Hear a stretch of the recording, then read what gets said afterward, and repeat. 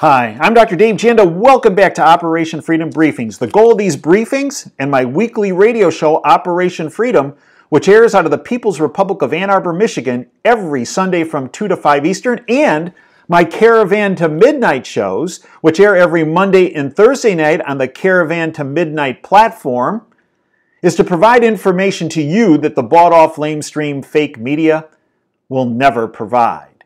You want to follow our shows? It's easy.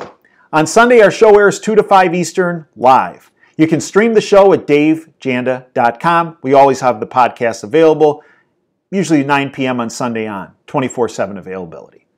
As far as my Caravan to Midnight shows, which air every Monday and Thursday nights, and John B. Wells shows on Caravan to Midnight, which air Tuesday through Friday, they easily can be obtained, and it's the best subscription service you'll ever come in contact with and most cost-effective, at caravantomidnight.com.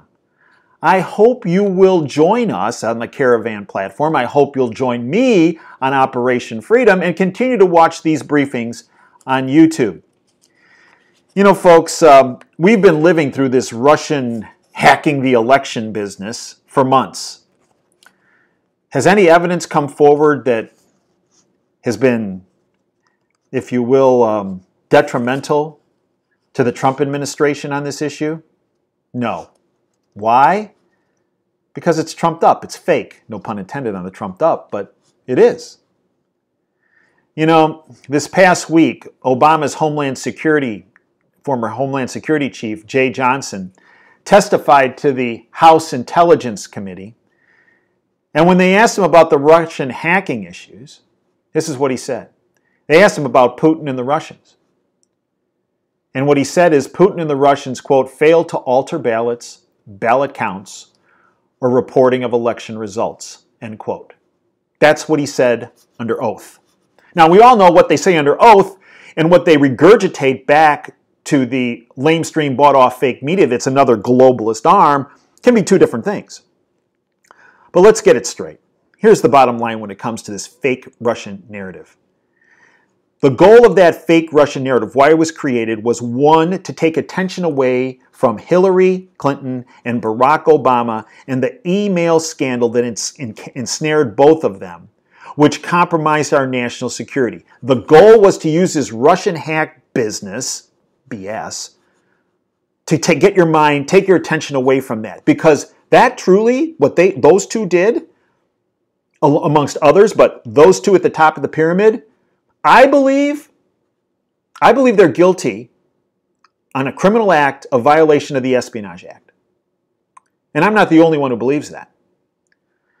The second reason why this Russian narrative was hacking business came about was to, if you will, as I pointed out in another YouTube, to cover up the violations of your Fourth Amendment rights, which occurred under the Obama administration, with the creation of a platform called the Hammer to surreptitiously obtain your and millions of other Americans' email activity, phone calls, internet activity, and financial transactions.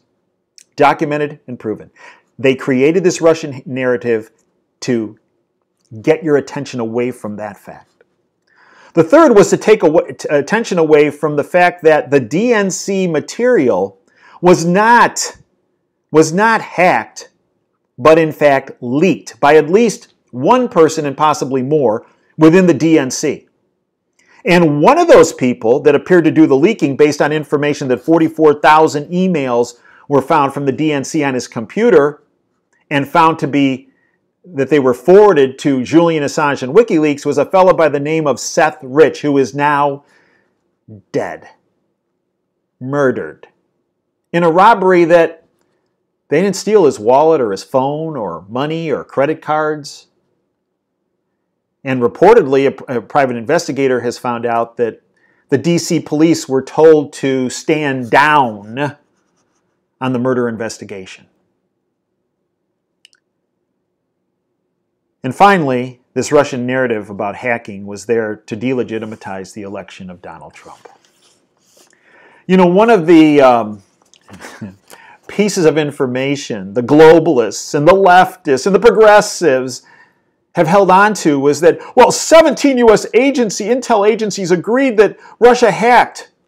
And the New York Times has pushed this as late as a week ago. This from yesterday. The New York Times finally retracts the Russiagate canard. Oh, yeah. Exclusive. A founding Russiagate myth is that all 17 U.S. intelligence agencies agreed that Russia hacked into the distributed Democratic emails, a falsehood that the New York Times has belatedly retracted, according to Robert Perry. Here's what he says.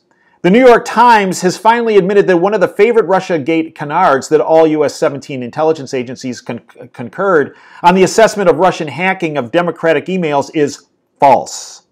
The Times just appended a correction to their June 25th article that had repeated the false claim. In the Times White House memo of June 25th, correspondent Maggie Haberman mocked Trump for still refusing to acknowledge a basic fact agreed upon by all 17 American intelligence agencies that he now oversees. Russia orchestrated the attacks and it did not help him to get elected. However, now the Times, while leaving most of Haberman's ridicule of Trump in place, noted in a correction that the relevant intelligence assessment was only made by 4 intelligence agencies and not by the entire agencies, by some hand-selected analysts. Yeah.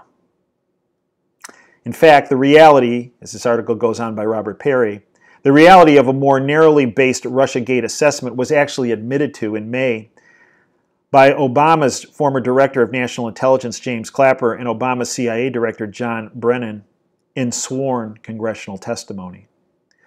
Clapper testified before a Senate Judiciary Subcommittee on May 8th that Russia hacking claim came from a selected analyst.